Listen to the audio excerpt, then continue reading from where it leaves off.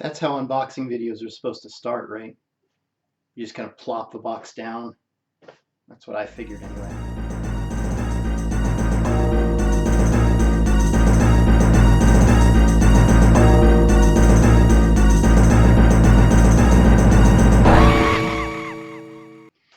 So, hi everybody! I've never done an unboxing video before. I'm not really sure if this is going to be a good one or not, but I figured I would at least go into a little bit more depth than what you normally get in an unboxing video. This is me being really excited to receive something MSX related, and if you know me, you know that I am really big on the MSX. The MSX, for those who don't know, is a Japanese microcomputer standard developed by ASCII and Microsoft in the early 80s. It had 4 different iterations: MSX, MSX2, MSX2 Plus, and MSX Turbo R. And the big innovation behind the MSX line was basically that they would all be cross-compatible with one another. Many different developers would create MSX systems, but every one of them would be compatible fully with all others. So if you saw that MSX logo on a game, you knew that it would work on your system just as well as it would on anyone else's. In theory, of course. And as the iterations grew, that became a little bit more complicated. If you saw an MSX2 logo, then your game would work on an MSX2, an MSX2 Plus, or an MSX Turbo R, but not an MSX1. All MSXs were cross-compatible, backwards compatible with the previous iterations. And for the most part, that remained true. They did add extra audio chips and things over time, which complicated things a bit, and there are certainly exceptions. There are games that will only run on an MSX1. There's even one game I know of that will only run on an MSX2, not a 1 or a 2 Plus or a Turbo R, just a flat-out MSX2. So, but either way, I absolutely love the MSX. Part of the reason I love it so much is because of the homebrew scene on the MSX. I don't have any data to actually back this up. I'm much too lazy to do that kind of research, but as far as I'm aware, the MSX has the most retro homebrew games released physically on cartridge every year compared to any other retro system you'll find, at least retro 8-bit systems. I know there are a lot of like retro 8-bit Famicom homebrew games that get released every year, but there are at least a dozen or two MSX titles that get released, and that's just on cartridge and in boxes that you can order online and get sent to your house. There are also a lot of games that are released on floppy disk in paper sleeves. There are games that are released on cassette tape even. Those are much rarer though. And of course there are games that are released digitally online for use with the Mega Flash ROM, which is the MSX equivalent of the EverDrive, or to write to a disk and play off of the disk in some cases. There's just a lot to the MSX homebrew scene, and the games available for it are really good. I'm going to cut away to some cell phone footage right about now, if I haven't already, showing my current retro homebrew collection for the MSX. These are all newer games. Every game you're seeing right now is a newer game developed for the MSX standard by just hobbyists who really love the MSX and wanted to do good by it. And these are quite well curated as well. I used to have quite a few more games than this. I wound up giving a lot of the ones I didn't care for away to other people who I thought would appreciate them more, or selling them to Beep in Akihabara, which is a shop that specializes in old-school microcomputer standards from Japan, from the 80s and 90s, and they're more than happy to buy games that are, homebrews from around the world, because they absolutely love oddities and such. So I've sold them a fair deal at this point, and just kept the ones that I think are really good, and still, this is what I'm left with. I absolutely love this system, and I really think those people who backed the Coleco Chameleon, or who are backing the new Atari system that's coming out, I really think you're kind of barking up the wrong tree. If you want that sense of playing cartridge games, of buying a cartridge game, opening it up, popping it into your system, and just having fun, which is what the Coleco Chameleon and the new Atari are all about, there's not really any reason to go for a brand new system with brand new cartridges. Buy an MSX. There are even new MSXs that are FPGA clones or, you know, brand new built MSXs that are fairly affordable that people have come out with recently, and they're for sale for a good price.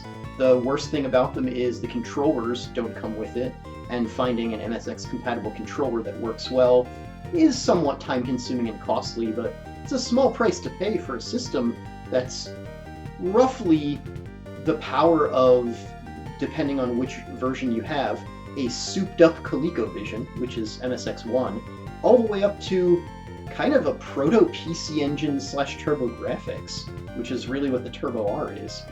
It's kind of amazing, like, the range of capabilities the MSX has.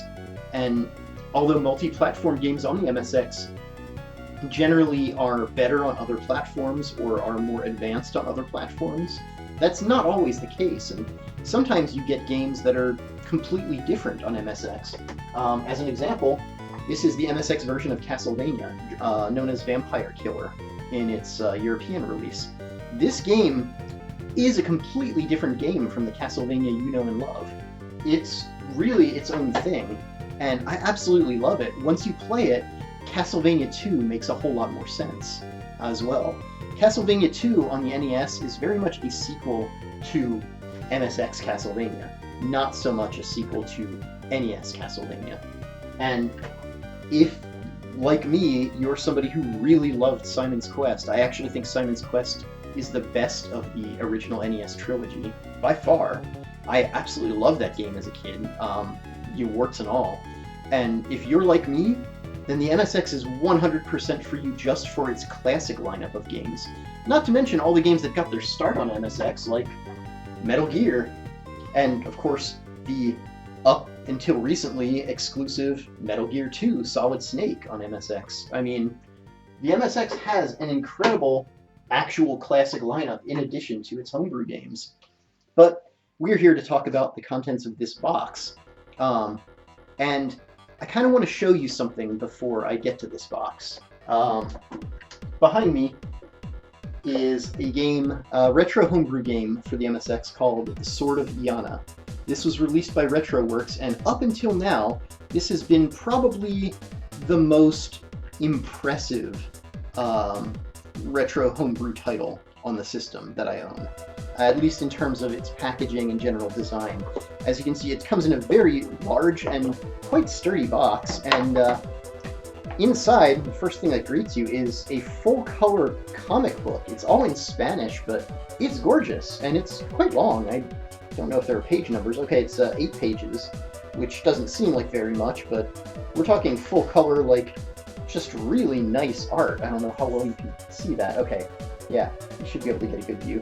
And yeah, that's in addition to the instruction card and the game cartridge itself, which is just really great, although this label is coming off. The glue clearly isn't holding it down as well as it should, but I mean, it's a pretty solidly built cartridge, a little rattly, unfortunately, but not too bad, and foam insert to keep it in place.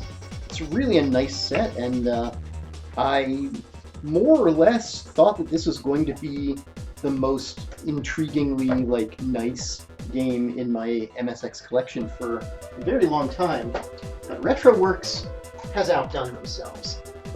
I already know what this looks like, but I can't wait to see it firsthand, so let's get the scissors ready here.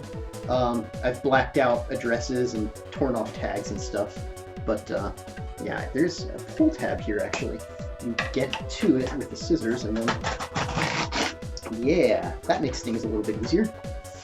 So again, I've never done an unboxing before. This is probably going to be a pretty uninteresting unboxing for a lot of you, but I am just super psyched for this game. I can't wait to play it, and I can't wait to see firsthand just what an incredible set this is. I am absolutely murdering this box. I really had no intention of using it anyway. It isn't a particularly great size, and it had just tape and things all over it. But yeah, I am completely murdering this box. It's like, let me in! So yes, I am super excited. Here we go. I see a RetroWorks something or another right on top. Stuck right on the corner there. There we go. Okay. So we have the RetroWorks card. I'll put that up for people to see in case they want to check out RetroWorks' lineup on their own. I will also... Ooh, let me grab that I just dropped. Get you a nice view of Miku behind me. But yes, RetroWorks is one of many homebrew developers for the MSX. I will leave links in the description to some of the bigger ones and some of the more prolific ones, but I'm just gonna pull this out of the box and put the box on the ground. Because, yeah, oh baby. Oh baby. This is gonna be good. Okay. So this game is called Los Amores de Brunilda. And I apologize if my pronunciation isn't particularly great there. I don't know Spanish at all. Fortunately, the game comes in a multitude of languages. But yeah, just, oh. Look at this. It's actually in a wooden, like this is actual wood right here. With actual, like, metal fittings and such. This is the top. You can see a reflection of my messy apartment in the background. I actually have the webcam attached to my snack cart right now. I'm not equipped for this at all. But yeah, oh, look at this. Look at the detail on this. Oh man, it's just so beautiful. Let's bust this open. See what's inside. Oh yeah. So I don't know if you can see that lovely wooden decor there. General view of what's inside. Okay. So we got the game itself, which you can buy just this as well, in a nice, a very nice carton, or yeah, cardboard box. The first time I came to this village and met its inhabitants, I realized that something strange was haunting by their minds. This is translated from Spanish, so you get some lines like that, but yeah. Los Amores de Brunilda. Inside we have, is this just instructions, or what is this? This is all Spanish. It's cool though, it's like a little mini poster. It's got some screenshots from the game and Spanish that I will put on screen for those of you who can read Spanish. That does not include me.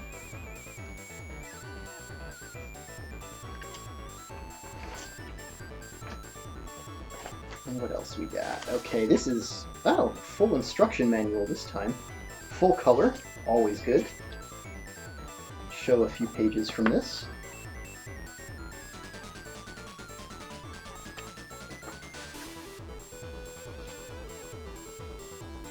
Again, this looks like the Spanish section. Is there an English section behind it, or is it all Spanish? Looks like, oh no, it is. There is actually an English section. Okay, cool. So this is a bilingual instruction manual. That's nice. Got some nice concept art here. Sorry, again, I'm not used to displaying things for the camera like this. A series of screenshots. Give you an idea what this game looks like. As I understand, it plays out kind of like an RPG, but without battles, but with boss battles that play out kind of like Dance Dance Revolution. Basically, rhythm game boss battles. I kind of love that. Let me read to you from this. San Artexo de Montalvo. Again, sorry for the pronunciation. The first time I came to this village and met its inhabitants, I realized that something strange was haunting their minds. That evening, the air was so cold that I could even feel it inside my bones. Everybody began to return to their homes, locking their doors tight for the night, hoping not be surprised defenseless against their most horrifying terrors. Again, translation. It seemed that these people had no soul, that they had turned away from God, abandoned themselves to superstition. I tried hard to forget that feeling, but my partner could not. He was younger and had not yet mastered his terrors.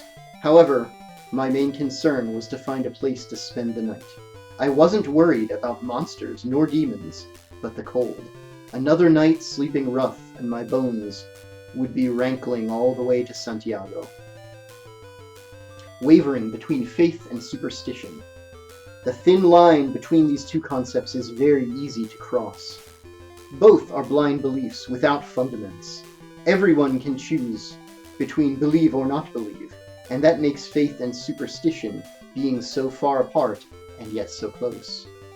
I remember talking to the people of this town gave me bad vibes. Their fears passed through me, and sometimes, unless I was able to keep calm, I began to see the same things as them. To be able to pass through where I couldn't before. To wake up at a cave entrance without knowing how I got there. The best way to forget everything was praying in a holy place, reinforcing my faith and taking myself away from those thoughts. Then, reality shone before my eyes, and I clearly felt that there was no strange places nor otherworldly beings. But I always feared of completely losing my faith and my sanity. Let me be deceived by that collection of pagan beliefs, myths, and characters, abandoning forever everything that could link me with my previous life. I'll not tell you what happened until I could control myself, because I'm still doubting about what was real and what was merely a product of my imagination. So yeah, the game takes place in the 1800s, and you're controlling, like, I think it's like a Franciscan monk. It's kind of interesting.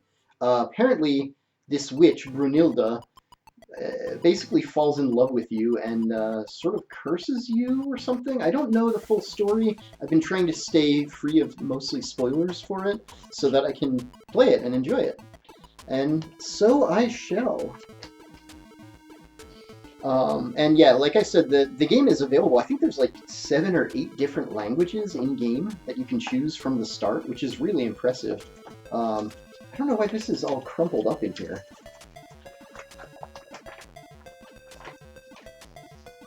This is another copy of that same poster that's in the box, but it was crumpled up outside of the box. I guess to be used as packing to keep it from knocking around too much in transit. I don't know. Kind of weird. Let's see what else we've got in here.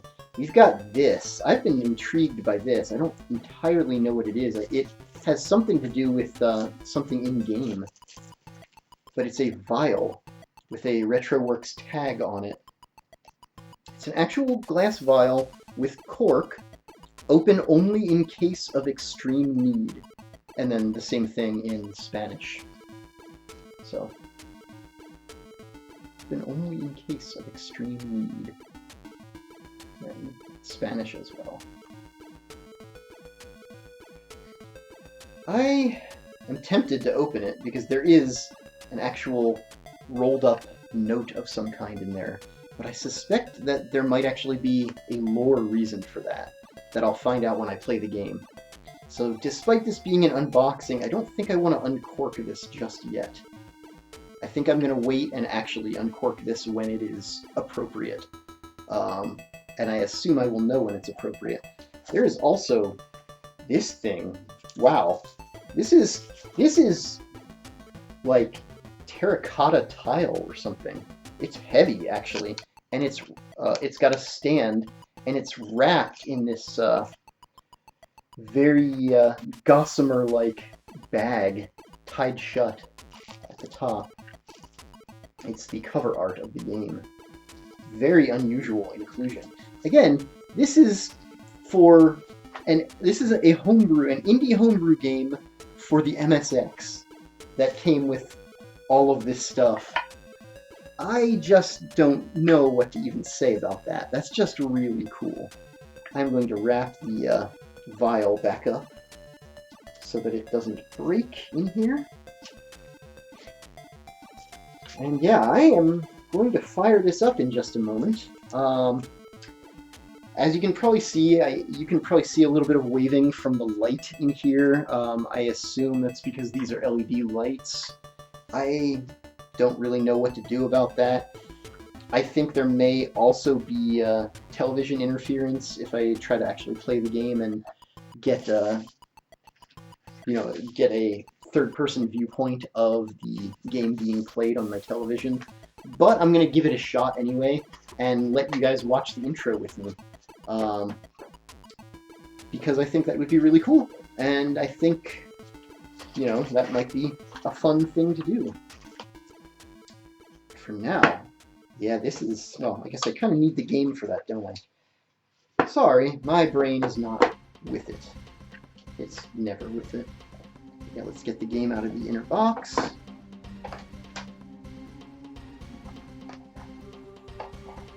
And yeah, I guess I probably should show you the cartridge anyway. It's nicely produced. It's got the MSX logo embossed into it. I don't know how well you can see that. Again, having trouble finding the right angles for some of this. But yeah, that's the back side. The front side has the art again. A bit of dust on here, but not too bad overall. Los Amores de Brunilda, Retroworks. Standard MSX cartridge. Fun fact, the hole in MSX cartridges is for a light to shine through, so that if you try to take out the cartridge while the system is on, the light will be broken and the light sensor behind it will notice that there is an interruption in the light source and will reset the system so that there's no damage from taking out the cartridge while the system is in use. At least that's what I've heard. I don't know exactly how accurate that is, but it sounds plausible, sounds legit. So yeah, Los Amores de Brunilda. Let's put everything back in this case, all nice and snug. Bottom has the Retroworks logo on it. Once again, show you the sides, back, and of course the front. God, this thing is so cool. Definitely the nicest package. This is going on display right here. I had sort of Jana there just for this video. I actually had that on my shelf before that, so I think this is going to be where this lives, at least temporarily, until I can figure out a better place to put it. But yeah, we get this cleaned up, and then I'm going to try to actually pop this in and play a little bit of it. Maybe I'll show you a little bit of my system in the process. Cut. Wait, let me do this thing that all the YouTubers do. Whoa! Hello again! I'm back. So, you can see in the background here, this is my MSX. This is a custom-made MSX dust cover. The company that I had make this, I custom-made this, like I ordered this with measurements and such. The company that made it is no longer around. They were Computer Dust Covers, or Koduko. They did nice work. I've been using this since I bought my MSX back in 2015. But the system I have is an MSX2 Plus. It is a Panasonic FSA1WX, to be specific. And I've been having a lot of really good luck with it. I love this thing. It has a few minor issues. It's got a few dings here and there, but really, really great system.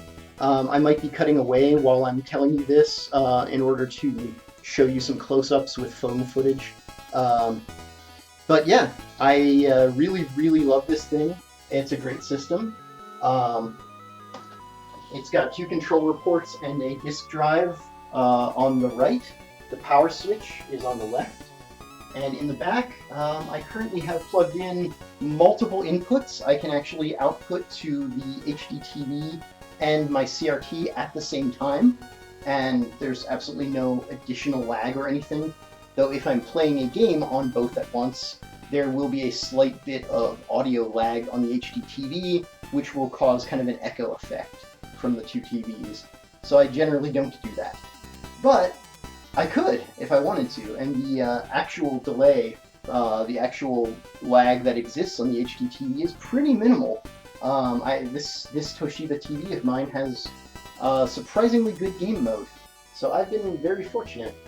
But anyway, let's pop the game in and give it a shot, shall we? Here we go. Los Amores de Brunilda.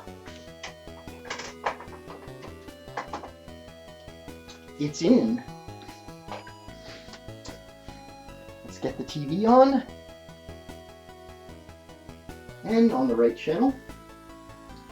This is being output with composite, but I figure it has the best chance of actually showing up without scan lines. The CRT would definitely have serious scan lines that would disrupt your ability to see this being played. So, without further ado, let's fire this up.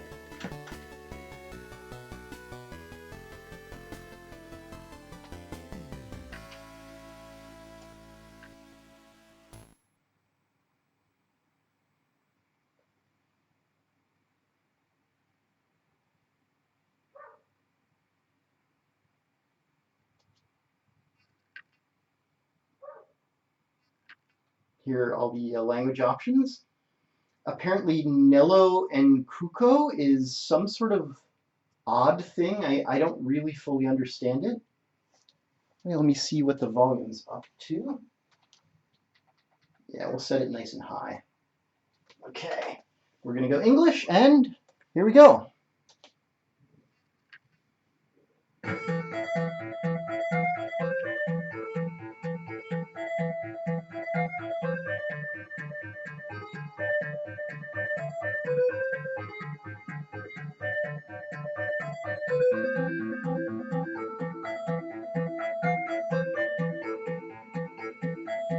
This text is not very easy to read on this screen. I probably would be able to read it better on the CRT, but I think it's just copyright information and such.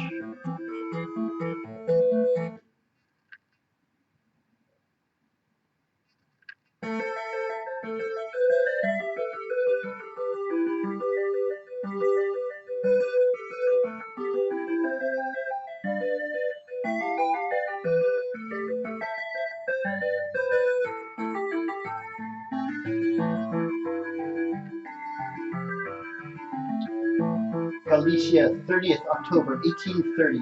Two Franciscan monks go on a pilgrimage in the way of St. James. Fray Gonzalo and Fray Cesario have been walking the whole day, so they decide to rest in the first village they find. With a little luck, San Ortexo do Montalvo will host them, as many other villages have done on their way. Fray Cesario, we must find a place to sleep before it gets too dark. Yes, brother, these forests are too scary and dangerous at night. You never know what could show up. Oh no, not again with your superstitions and fears. I can't help it. It's all because of the darkness. I'll never get used to it. Okay, let's just look for a shelter. The night is falling. Alright, I am in control.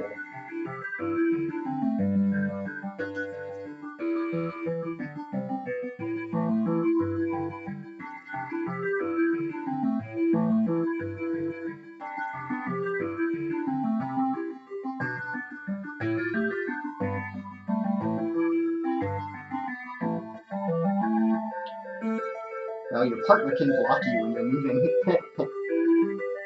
That's realistic. Oh, I can't go in there. Okay, I thought that would actually be the shelter.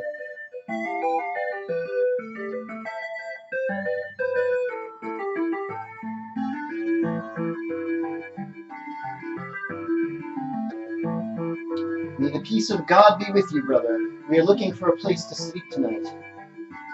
You will find Zan's Inn north of the village. You will get some help there. Right, thanks a lot. Somehow right, thanks a lot doesn't quite sound right, but okay. San Ortexo de Montalvo.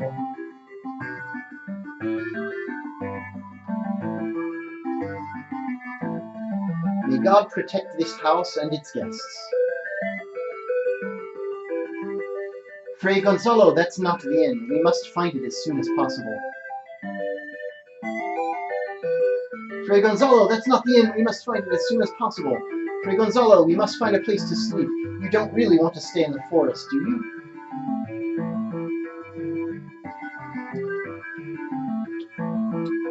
Okay, that's not the inn.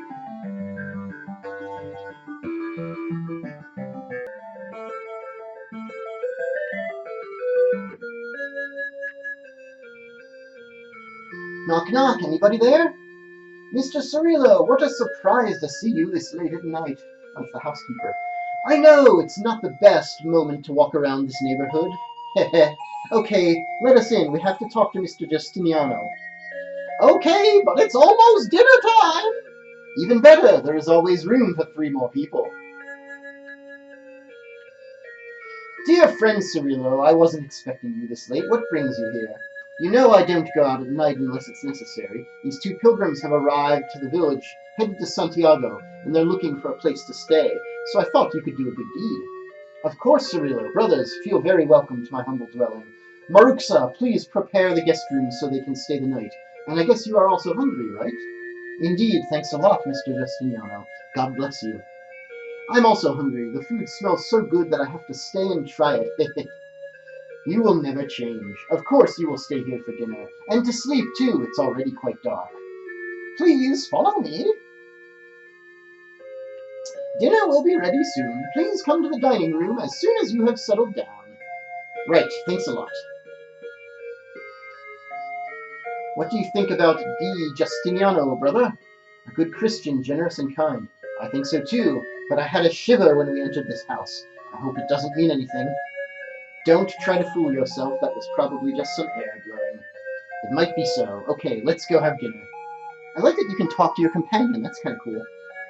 Anyway, where's the, I think that'll do for now. This was meant to just be an unboxing after all. The actual playing of the game will be done in private, as I don't really like to live stream, and I don't really have good capture equipment as it is. It's always lower quality than it should be. So I'm going to give this a shot. I'm going to play through it a bit, probably fire it up on the CRT to see it with more sharper pixels, and a just cleaner bit of contrast, that's the word, and brightness and all that. But thank you for watching, and if you guys like this, I would urge you to leave a comment. I would like to do more MSX content on this channel. I've been uploading a lot of MSX music tracks that I've recorded from this very system, and I would really, really like to actually post MSX reviews, especially reviews of some of these homebrew games that people don't necessarily know about, and general reviews of some of the more obscure MSX classic games as well. I really love this system. I bought it because it was a big competitor in a way to the Famicom back in the day. I mean, the Famicom absolutely cleaned its clock. I mean, the Famicom sold way more than the MSX could have ever hoped to, and was way more popular as well. But the MSX did hold its own, and I've always had a soft spot for the 8-bit era. Always had a soft spot for systems pushing the limits of what they were meant to do, as I think it's fair to say this game does. And I really like playing games I've never played before. And while I have collected a bit for the Famicom and the NES and such, and I've collected a lot of the games that I played as a kid and loved, and a few games I never tried but always wanted to, I kind of wanted to see how the other side lived. I wanted to play games on a system that never got released in America. And the MSX became the perfect opportunity to do so. There's a vast library, absolutely massive library of games for this system. Maybe I'll cut away here again as well and show you some phone footage of my actual gaming library, which is again curated. I've sold a good chunk back to Beep, or given it away to friends or whatnot. everything that's left are games that I actually think are really good and really worth playing, including a number of MSX exclusives. Behind me, there's SD Snatcher, for example, which is a well-known MSX exclusive RPG that's quite excellent. But then there are a lot of lesser-known games too. I'll pull out Robo Crush. Robo Crush is absolutely excellent. It's clunky, and it's a little rough around the edges, but it's a really fantastic game. Great sense of humor, great story, great progression to it, and the best box art ever. I mean, just look at this amazing box art. How can you get any better than that? It's just so good. But just in general, I have had an absolute blast collecting for the MSX. I've enjoyed playing MSX games, and I think anyone with a soft spot for the 8-bit era would really enjoy collecting for this system. It's not that expensive to get an MSX. It's not cheap, but it's not that expensive to get started. And if you buy current retro homebrew games, most will run you between $25 and $50 for a single game. This was a bit more expensive because of the wooden box. But in general, MSX games are not that bad as far as price goes, and especially the modern stuff, it feels like you're just buying a new game. And you're buying it and getting it and opening it and enjoying the smell and reading the manual and popping it in and getting that joy and that excitement of playing a new game. And especially some of these games, that sort of Jana game I showed you, that lasted me a good 12 hours. That's a really lengthy game. It's a lot of fun, too. La Somoresta Brunilla is supposed to be a very long and involving game as well, with a really deep and intriguing plot. There are games that just have incredibly vast and interesting worlds. There's an indie homebrew game from the 90s that I bought called Pumpkin Adventure 3. That one's not available anymore, hard to find, but I put over 100 hours into that game. It's an absolutely stellar RPG. Probably my favorite game on the MSX at this point. In general, I would say that if you are a retro gamer, you owe it to yourself to give the MSX a try. It's a fantastic system. I think you'll really like it. Definitely give it a shot. And again, leave me a comment, leave me a like if you want to see more MSX content on this channel, and I will put some serious effort into getting better capture equipment, into actually putting together solid reviews in the future. I would love to give you some of that content because, I mean, you don't have to twist my arm too hard to get me to talk about the MSX. I love this thing. So, with that, I'm going to call it for now. This is already a much longer video than it probably has any right to be. But thank you for watching, take care, and I'll catch you again soon. Bye-bye.